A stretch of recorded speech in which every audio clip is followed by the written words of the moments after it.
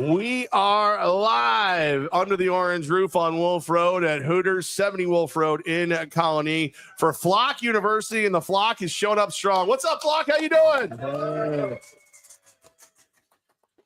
Nice group tonight. Oh, my God. You've already heard the dulcet tones of the head coach, the general manager, the man who actually, for whatever reason, still talks to me. Damon Ware, everyone. What's up, Coach? How's your day been? A good day at the college today, actually. Was able to spend a little time over there, work on some recruiting, and caught a little second of the Valley Cats game. So it's been a good day of sports still. All right, so we're in one of two bye weeks that we get at this point in the season. And I guess the most cliche thing, a radio guy like myself, by the way, my name is Jeff Levack. Save your booze for later. That was a woo, not a boo. Wow. Rest versus rust. 2 bye weeks before we host the Washington Wolfpack here in the pursuit of perfection. 10-0 season if we were able to get that W. Rest versus rust. Where are we at? Where do you lean in? Would you rather be playing straight through, or is it nice to get a little break, get everybody healthy? No, it's definitely nice to get a little bit of a break. Never had a season that ended like this, so this is unique, but it's not going to hurt us. And I think coming back, having Washington come to the Capital Region will be good for us, just to work on some executional things and have a good game there as well, and get a lot of different people some playing time. So all in all, the way this season shapes up the final couple weeks, I think it's unique, but I think it'll be very good for our guys. Absolutely. And before we move forward, let's go back. The Tritons come to town. Last time we played the Tritons, they were in a little bit of turmoil, but at the same time, we, I'll save the reasons why you can't fault us for putting 100 on the board against them. But were you shocked at the way the Tritons were able to perform against the Firebirds this week, considering everything we know that went wrong with their trip here? No. It ties the whole thing together. Us going to Corpus Christi and again putting up a great deal of points. I still see all those comments, like people saying like they had a bunch of replacement players and things, and I'm tired of hearing that. And for anybody that's watching, stop with the bunch. There was a handful of guys. That was still a professional football team. Let's stop giving our guys shortchanging of the moment. We came there to execute good football. We really didn't care who was going to be on the field, and we did what we had to do. So that takes care of the first game. Yep. Obviously, they signed a bunch more solid players, brought in some really good receivers, were able to keep their quarterback, which I think has been having a tremendous season, upgraded some pieces across the board. So it wasn't like we expected it to be the exact same thing where you're kind of playing a team that's throwing it together. But again, when you have a team that's not together for a long period of time, you're going to go through those growing pains. So I say it every week and every show that I'm on, and every time you listen to me week after week, I tell people all the time, we're always going to get every team's best shot in the first half. Just the way it goes. It doesn't matter team 0-10. It doesn't matter if team's 10-0. The team that comes in here, we are, again, people use that word standard or those type of things.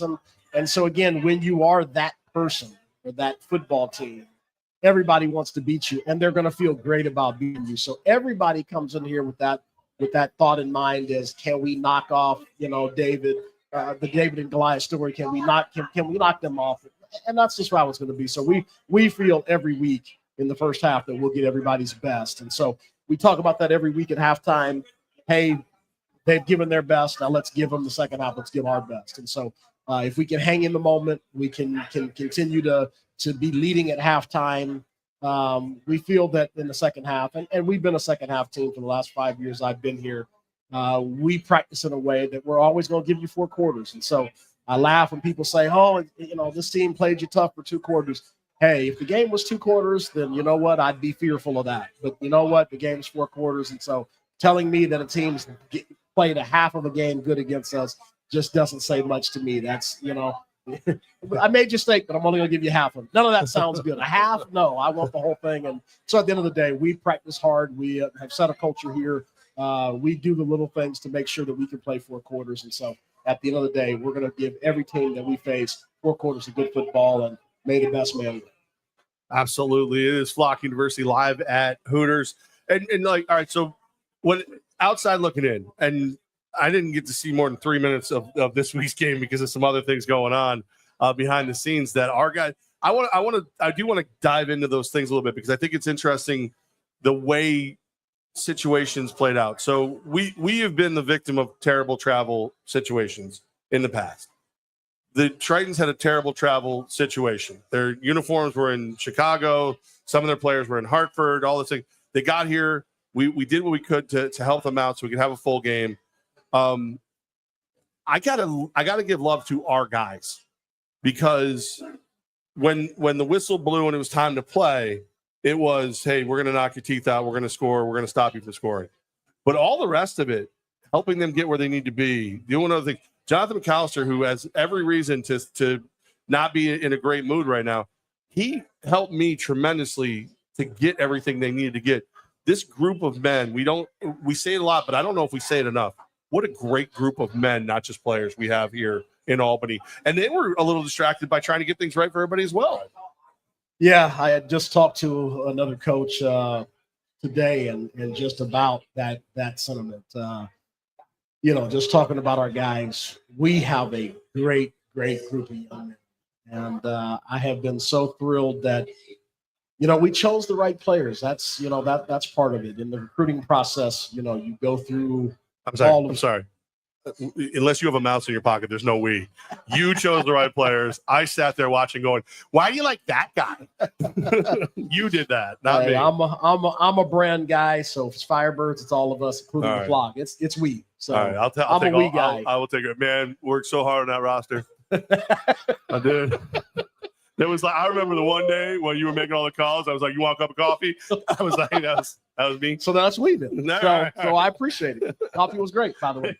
But yeah, like I said, our guys are just tremendous guys.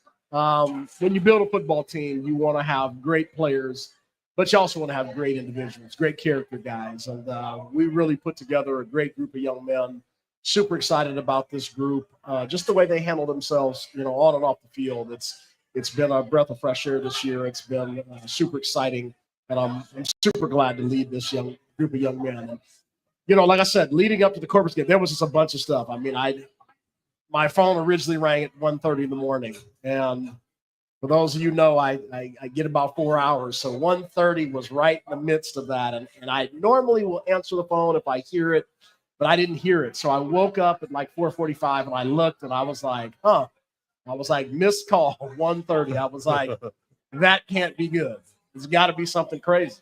And so, anyway, I made a couple phone calls. Nobody answered at 4:45. So I said, somebody called me. By 7 o'clock, somebody called me back, and I kind of got an understanding of what was going on. There was, different flight problems and bags in different places. And so, that's the one thing I love about our organization. If we can help, we're going to help. And it's not that we need a pat on the back. It's not that, look at us, but we jumped into action. We made things happen. We were able to make sure that game happened. And then I thought it was cool as, at first I was, the jersey thing. I was, oh my God, this is just terrible. And then, when we pulled out these American flag jerseys, I was like, it's Memorial Day weekend. Flying the flag on the uniforms is probably a cool thing. We had planned on wearing a different combination of uniforms, so we said, you know what, so we can make sure it clashes, we'll go ahead and wear the all orange. But it really looked good on the field. When I first looked out there in the first quarter, I was like, this is kind of a cool thing, is we got the flags going, we've got the clashing orange. It was interesting, it wasn't as bad as I thought it was going to be. So, but we were able to do it. At halftime, they had got their stuff, they went and changed and came out. It was kind of a cool thing. At first I was like, man, this is going to be terrible. But it turned out to be a pretty cool thing. All the people I knew watched the game. I got several texts where it was just pretty cool. So the whole thing worked itself out. That's what we need to be about in Arena Football 1. We need to all, as business owners and front office personnel, we got to all work together like that. We got to make sure we continue to build this league up.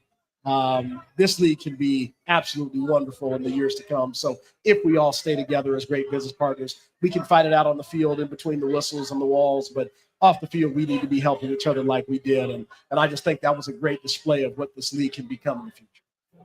I couldn't agree more. I will admit to, for lack of a better term, I hope there's no kids.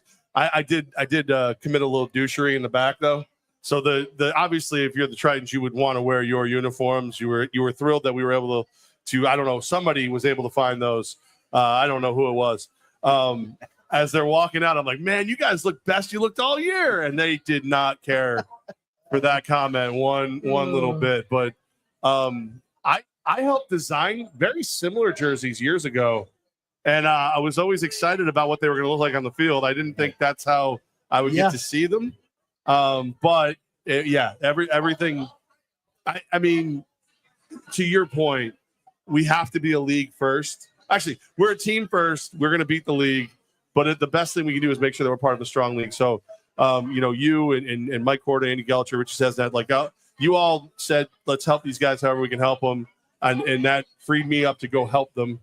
You do so much with the day-to-day of the team that you probably shouldn't have to do, that it freed me up to go help them do other things. So it was fun. It was a good time. I did use the analogy at one point. I was like, I feel like the house on the block that's got the big pool, and you keep extra swimsuits and towels just in case the kids come over and don't have one. Alan Sitterly just said, we have to keep them just in case anyone else comes over for a sleepover. I've heard people speculate about selling those. I didn't know they still existed. Yeah. So you cannot ask me or coach about selling or buying or whatever them. We have no clue. I honestly don't know where they are now. I have no idea. They were in a storage somewhere, and now they might be back in that. Hopefully they were washed first. They could be in Corpus Christi for all I know right now. Trayvon Short's in the house. Everybody. They're definitely not in Corpus Christi. We definitely got them all back. But what we do with them next that'll be a question for another day. But it was kind of, like I said, to go from dark blue with the American flag on it to their light blue with the second. I still think it was a pretty cool thing. And so, like I said, at the end of the day, you make the best out of situations, and I think no doubt we made the best of the situation. I remember. So you're obviously a little busy, making adjustments, doing what you have to do. So it's halftime. John McAllister, one of the coaches from the Tritons, we load the bags in. One of our owners, Richie says not. We're sitting there reading off the numbers to their equipment guy as he's laying out their uniforms for them for when they come out for the half, and they come in, they get dressed, and they run back out. This is the hardest thing for me in this league. It is Flock University live from Hooters on Wolf Road. Feel free to stop by. It's all you can eat wings day. One of the hardest things for me is when I've become attached to a former player and I see them somewhere else. Richie Anderson was a wide receiver for us back in the day. He was with the Tritons. It feels like he has a big game against us every time he's in town. He had over 100 yards receiving. He had a touchdown. He's one of my favorite guys that is not wearing a Firebirds uniform. Do you have anybody like that when you look over and you go, you know what? My roster's perfect the way it is, but if it wasn't, kind of thing. And I think I've been through enough of that this year. I love my guys. Yeah. You know what? Once you're my guy and you make this football team, you're my guy until you aren't. And I love the guys that we have here. Our 24 guys and our international player, they're all phenomenal kids. They've all deserved the right to be here. They've worked hard. We make very few changes on our roster throughout the course of the years. Ever since I've been here, I don't like making a lot of change. I want to be able to develop young men.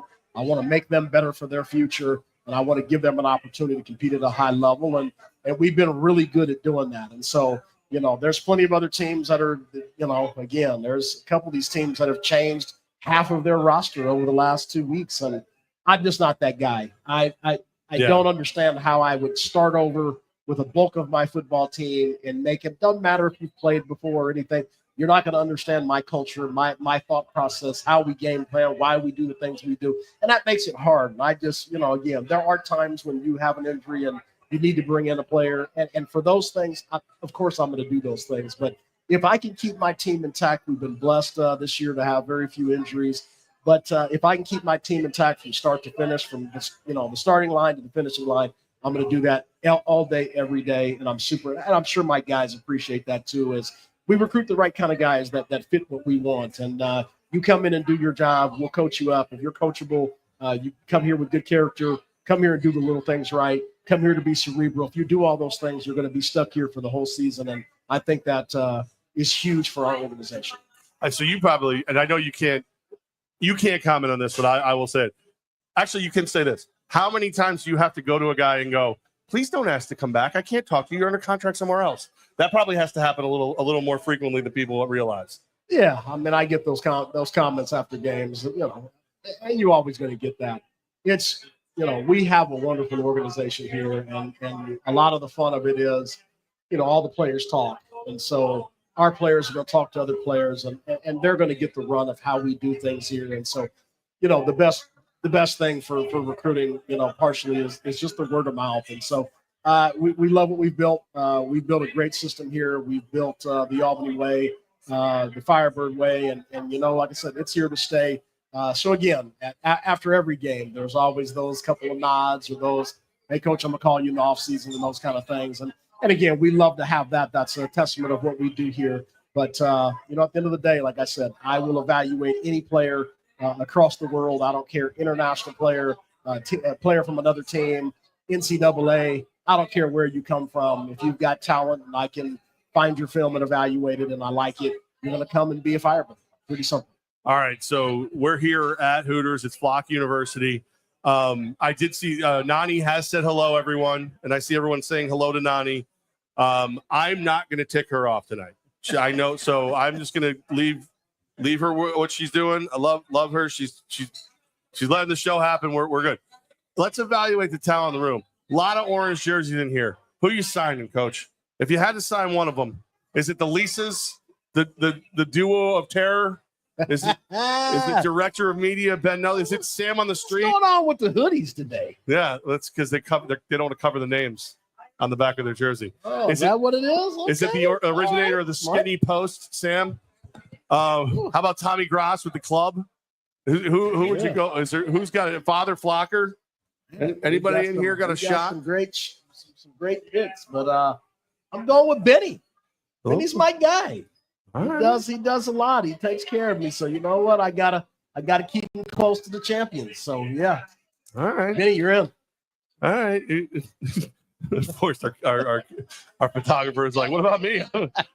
Actually, I've seen Benny can kick a little. He can kick a little. Not a lot, but a little. He can kick a little. Yeah.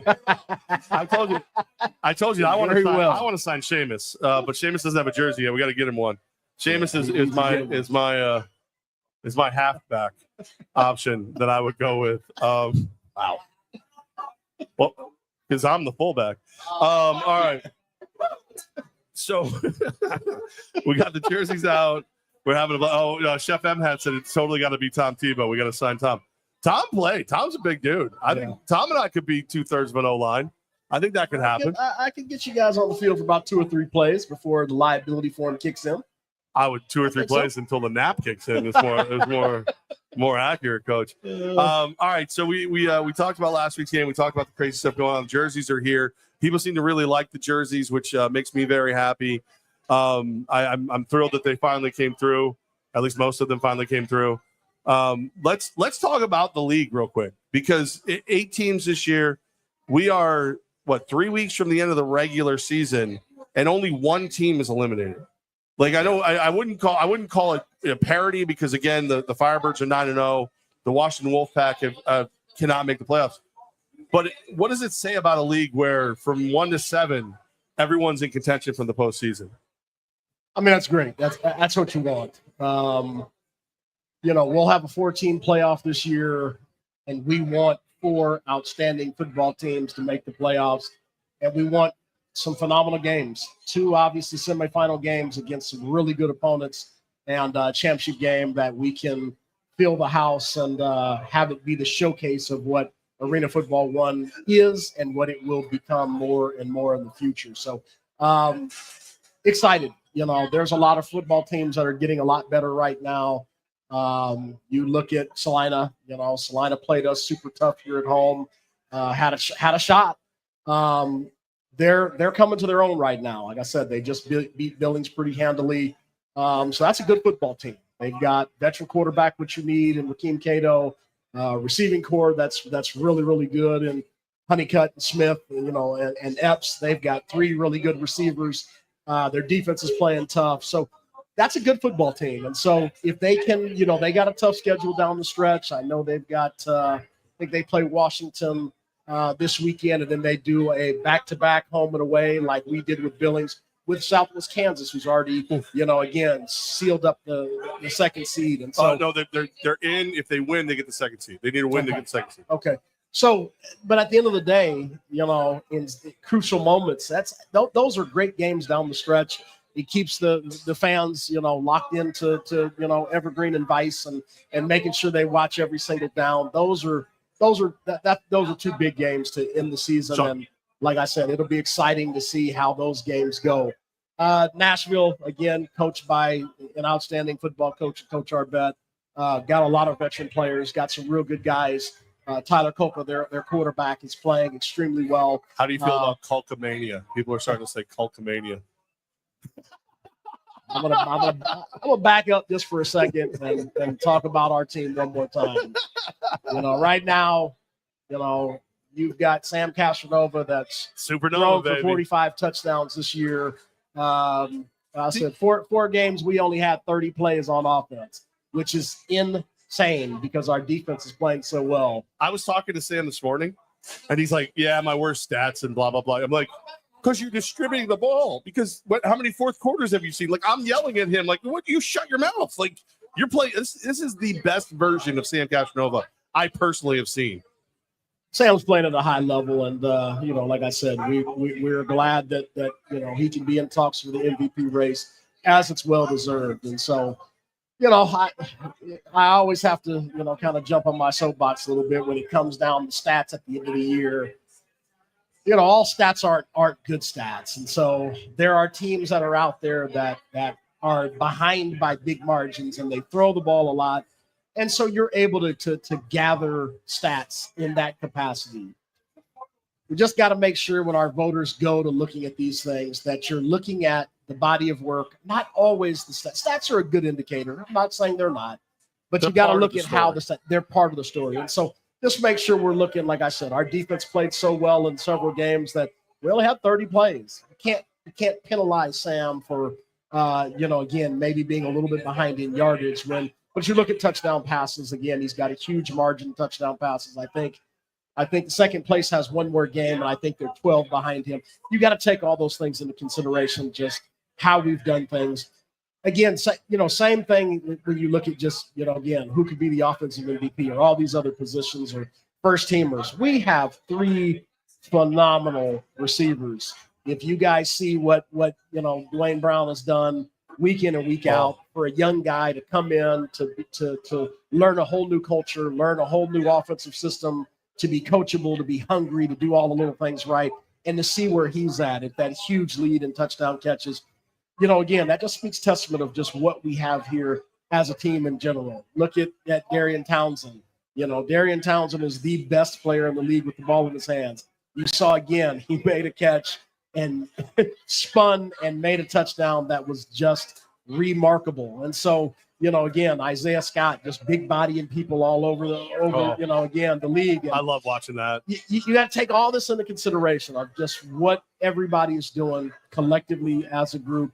And then again, look at some of these individual awards and look at just, again, these are, most valuable players. It's not most statistical players. It's most valuable. And so hopefully sometimes that instead of just not watching any film and you just look at the stat sheet and, oh, that guy's got the most, I'm going to pick him. Don't just do that. Obviously, there's a lot of very worthy people that you really have to understand their teams, their culture, and again, some of the game flows that you can figure out who the best players are. Tim Capper, who I believe is the historian of all arena football. Nova is in the running for league MVP, no question asked. The only problem that I have with that is everyone should be running behind him. Like if you watch the games, and I have to usually watch them later, either on Evergreen or Vice or whatever, he is seeing things on that field that I've never seen him see before. Like I know, like I'll name names. I love the way Jalen Morton plays for the Southwest Kansas Storm. He runs more than Sam. I think that's because he still is kind of a hybrid between the outdoor and the indoor game.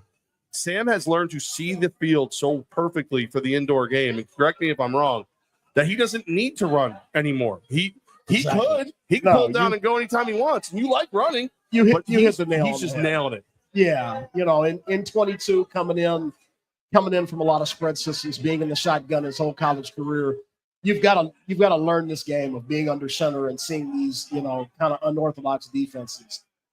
He just got better and better in 21, culminating in the championship. Obviously, 23 happens again. We would have competed that year as well, but ends up getting moved to another team that he does a tremendous job, culminating in the championship. He's just continued to get better, and he's really at the prime of his career. He's just getting to those steps now, which puts him in the elite category. And so he's busting his butt. He works hard, and he's such a good person. I mean, again, he's got a great family, great kids. He's a great father. He's got a great system in place with his parents that are here for every game. He just got a really good system. He's just a really good person. And so I love spending time with him. Like I said, he's a phenomenal golfer. He does all these little things that people don't get to see, but Sam deserves the accolades. He's done a great job of being a great leader, of taking care of the little things, taking care of himself as well, keeping at the top of his game physically and all those things. So I'm super proud of Sam. Like I said, we're just in a great place with him as our leader, and with this football team in general. We've got some really great guys. I couldn't agree. Chris Sipperly, a friend of the team, host of the Nest, his unofficial Nest MVP rankings: Castro 1, Dwayne Brown 2, Jalen Morton 3, Rakeem Cato 4. I have no issue with that. Like I said, those are all some solid players. Like I said, again, those are some good names on that list. I happened to get an advanced copy of the season pass, the official podcast of the AF1, hosted by some guy named Jeff Levack and some other guy named Todd McCloskey. No, Tom Goslowski. That's right. The Levack guy this week was frustrated because he was told that you're not going to get all the awards to one team. And I know in a perfect world you wouldn't, but what if that one team earned them all? What if you had the head coach who was doing everything the right way? What if you had the quarterback who should be the MVP, the wide receiver who should be the MVP, or the offensive player of the year? What if you had them all? Like, obviously it's not what you want to see as a league, but if it's a special year, don't you just give them to who deserves them? And that's the thing is, I hope we don't turn this into, and like I said, I'm not a big awards guy, but for these kids, do we do it as a popularity contest, or we do it on who's earned it? We've got several people on this football team that deserve it. And so I hope the voters will be, again, they will do the right thing. They will take all these things into consideration and choose those that are most worthy, not always necessarily who's got the best stats, but who's worthy. There's a lot of factors that come into play as to who the most valuable people in our league is. And so, but I look forward to seeing again how, this is Arena Football 1. This will be the first awards, and we'll have that dinner before the championship game. This will be it'll be special. This will be the first, and hopefully the votes come and they're fair. Tim Capper said the all AF1 teams will be very interesting to see. Really easy to see, actually. June 14th, get a ticket to the MVP Arena. They'll be the team wearing either white, black, or orange. That'll be, and one of the guys whose head is slowly moving in, Zeke Rose. definitely an all AF1 vote for me. I'm good. How you doing? There are people that smile and you're like, it brightens your day, but you also get a little nervous. That's Zeke. When Zeke smiles, he brightens my day, but he still makes me a little nervous. Still a little nervous because Zeke's that dude who plays like he doesn't know what's going on sometimes, but he's got the whole room figured out. Like, that's the guy. Another great character kid. Just been a great, phenomenal human being for us. Super proud that, like I said, that we evaluated him and felt he would be great in Firebirds uniform, and he has this. All right. Let's have a little. Let's do this. We're live here at Hooters at Flock University. It's as I saw Mother Flock already. It's a sea of orange. Everybody's picking up their fan jerseys today. The players are coming through, grabbing some food. and going about their day, having some fun. I've seen people ask about playoff tickets. If you're a season ticket holder, the playoff game is included, but talk to Joe Nair, Jay Nair at firebirdsaf1.com. He will get back to you. He's flooded. He'll take care of you. He'll get you taken care of. For those of you who don't have tickets to the playoff game, they are on sale. It is official. We don't know who we're playing, but we know that we're playing on Saturday, June 21st, 7 p.m. at the MVP Arena. The championship game would be the weekend of the 27th. We're figuring all the details on that. I'm not the one I don't touch the cup. I don't say we're going to host it, but based on where, as the number one seed, should we win on the 21st, we would host the following weekend. That's the road to the championship goes through the MVP Arena, as it should, with all the hard work you and the boys have put in, Coach. 1,000%. But on the calls and those things, I know some of you just pick, when you call on the phone line and look and you dial my number quite often. I am super busy, and so you might get confused when you dial my number. If you just make sure you go to the ticket office, it's much easier, and leave your messages there. If you leave a message on my line, I'd certainly forward that on to the parties at the But like I said, the phone lines have been flooded. There's a lot going on, so please just make sure you, sending an email is another really good thing to do. It's easy to manage that way. But for those of you who want to call on the phone, just make sure you're on the right line. Leave a voicemail if Joe doesn't pick up. And again, we're going to get back to you guys. And just like I said, we want every single one of you to be at the games. We want to get this thing packed up. Like I said, we want this team to be your team as well. We want you to pack the MVP. You got to understand it is a business. We need all hands on deck. The more of you guys that show up, the longevity of us being here continues on. And so if you want this exciting football, you want a championship football team to be here for the next 10 years, 20 years, come out and support. We need your support, and we'd love to hear you guys. You guys have been so loud this year. It's just been phenomenal. And so the guys deserve to hear those cheers while they're on the field. We love you. Come on out, get your tickets. Make sure you get some people, friends of yours that have never been to a game. Bring them. They'll get hooked as well. That's how we build this thing back up. Man, it sure be excited in the playoffs. Let's go to the semifinals and get 10,000 people in there to be loud and proud and face whoever comes in on the 21st. You can feel it. It is building. Even Memorial Day weekend, we had like 3,000 people in the building. That's not normal. So excited about that. I will say this. If you go to firebirdsaf1.com, that's our website, firebirdsaf1.com, go to the staff page. Email me directly if you haven't heard, and I will guarantee you a call back within 24 hours for your tickets, because they don't want me calling them. So just do that. I like this. Let's do questions from the flock now. Mark Spiak, my untrained eye sees a little similarity how McCoy is developing similar to Castronova in 2022. Can you talk a little bit about his development during the year and how you use the run play option to help young QBs? It's a great question. Very, very intelligent question. Mark. I love it. Yeah. And we appreciate that. Ass. Oh, sorry. That's like I said, I recruited Robert McCoy from the All-Star game that I do in Miami every year. It has been a really special synergy and partnership between myself and the Podium Bowl All-Star game in Miami. So I'm able to visit with and practice and hold meetings and things with 200 plus players. NFL scouts are there, everything. It's really been a special event. Every year I've signed a couple guys out of this, and they've all been solid for us. So Rob was on the opposing team this year when I was in Miami. They actually beat. That's the first time I lost a game there at the All-Star game, and Rob was the starting quarterback. I got to watch him, over several days at practice, how he did things, because we all practice together. So even though that I'm coaching one team, I'm spending a bulk of my time on the one team, you're together the whole time. And so I get to watch everybody do their thing. And so Rob had great leadership qualities. He threw a very accurate football. He was athletic. He was all those things that I want in my quarterback. Won the game by a little bit.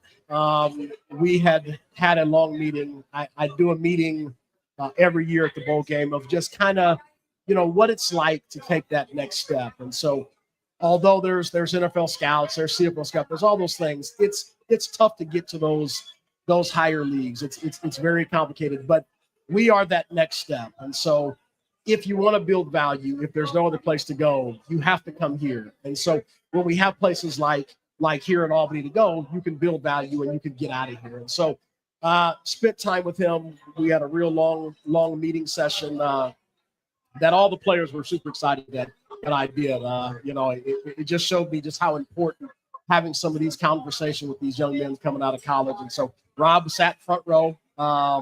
I then took all the quarterbacks, every single quarterback that was at the All-Star game, and we had a series of meetings as well. So kind of how, John Gruden used to do on ESPN, sit down, you got the board, asking some questions, go over some things. And so I do something similar to that. And so Rob was in there, did a bunch of things. I felt really good about Rob, obviously, when I left. Obviously, we were still at the beginning of the recruiting phase at that time. So kept watching his film, kept watching his college film, kept talking to him. Ultimately, and again, he was the right fit. So coming in the door, the thing that's hardest about arena football is that defenses are unorthodox. So when you come out of college, you're in seeing cover 0, you're seeing cover 1, cover 2, cover 3, quarters, quarter, half. There's all these things that you're seeing as a quarterback that you're not going to see when you enter our game. And that's the hardest part about rookies is these are unorthodox defenses, other than the man coverage, but it's still tighter windows. The throws are different. Leverage is different. Our anticipation throws are different than the outside. So you have to learn that process. And so Rob has done a phenomenal job every day. Him and Sam have a great relationship. They battle every day. I only wanted to most of the time I bring in 3 quarterbacks. I only wanted to bring in 2 because I really wanted to spend my time with Rob. And so again, what is the number one thing that's going to help these guys a little bit? And they've been in shotgun their whole careers. The days of being under center really are non-existent except for certain systems, triple option, for some pro style teams, but there's a lot of spread teams. And so these guys are in shotgun, all through high school, all through college. So sometimes giving them some shotgun plays gets them into the mode. It's more difficult, obviously, to block for that, obviously, in the arena game. But if it's necessary and it's something that I feel that a quarterback can have some confidence in and some comfort in, then I'll put it in. And so we did that, obviously, with Sam in 22. We're doing that again with Rob. Rob can do a little bit of everything, but there's moments that I want to give him that comfort when he comes in the game. Rob he's blessed and he's been on a really good football team that I've been able to get a ton of work with, in-game work. Normally, as a rookie, you get 0 in-game experience or maybe one time in the whole season. That's tough because it's hard to develop. You only get to develop in practice, and practice speed's usually about 65%. So Rob has got a ton of work. He's got some serious quarters, high, confident moments in games. He's scored in every single game he's played in. Those are going to be huge for him in the future. We love Rob. Like I said, we'll continue to put him in packages that help showcase his abilities and also give him some comfort. But Rob is close to being in that position where he, could step on the field and play 4 quarters and be a really good coach. I love it. Father Flocker and a few people have mentioned great debut by Prince. I'm not going to disrespect him by trying to say his last name. It's like you found a factory of giant dudes who can run fast and get after quarterbacks. Hey, like I said, we are always, the funny thing is he also came from that All-Star game in Miami. And so, and like I said, I'm very, very pleased with my relationship with the Podium Bowl. I will continue to go back to that game as long as I can, as long as that bowl game stays around. I'll be there, help them in any way that I can, because it's really been a great place to find some talent and spend a lot of time with some really good players, and they've done a phenomenal job. But he was down there as well. He was also on Rob's team. He got the win. He was the defensive MVP of the game, had 4 sacks against us in the game in Miami. So, him and I talked after the game.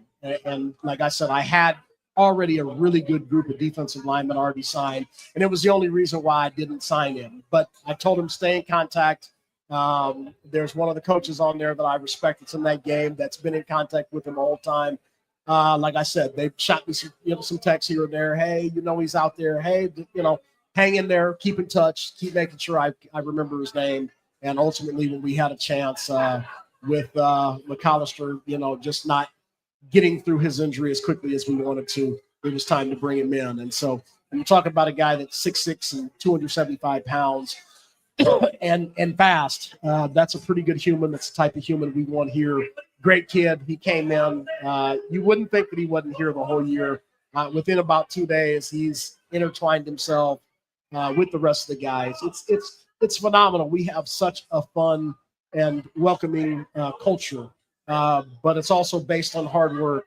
It's phenomenal to see these kids come in and just jump right in, understand what they need to do. We have all these players that are there to help push these guys through those moments. And again, he'll have a good time with us for these last 7 weeks. Jeff Van Branken just said, we need more VIPs. That's the Van Branken important package. They're there every week. They get announced. They come out of the tunnel all the night. It's amazing. It's a great chance for you to, you eat with the team. You come out of the tunnel. You get to talk to them. You get to get one-on-one chances to take pictures with the guys. It's a cool thing. It's truly a phenomenal package. It's if you really love your team, it's coming to be a part of them to where they start their day at about 3:00 all the way up until 7:00 game time. You get to experience all the highs and things that go along with getting themselves prepared to play a game. It is ultimate. You get to come out onto the field, all those things, fireworks go. It's a phenomenal package. We've had tons of people every game. It really should be 20 people every game should come and enjoy that. If you love this football team or you love football in general, it's a great way to come out and really be a part of it and get a picture with your favorite player and all those things. Get to eat with the players before the game and just kind of see how it is, how we spend our couple of hours leading up to game day. So, and you got to pay a lot of money to eat Chef MHAT food.